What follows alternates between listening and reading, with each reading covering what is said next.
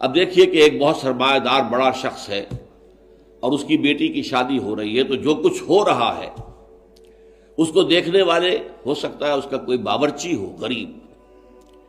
کوئی شوفر ہو، ڈرائیور ہو اس کی کار کا، کوئی چوکیدار ہو اس کی کوٹھی کا، کوئی مالی ہو اس کی کوٹھی کا،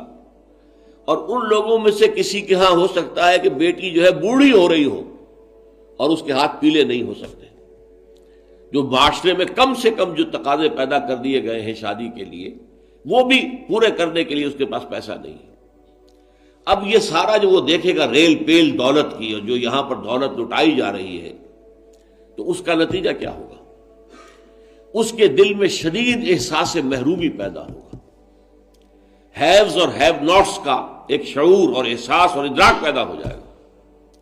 یہ مترفین ہیں، ہم محرومین ہیں، اور معاشرے کے اندر جب یہ احساس پیدا ہو جائے تو پھر اس معاشرے کا تیا پانچا ہو جاتا ہے۔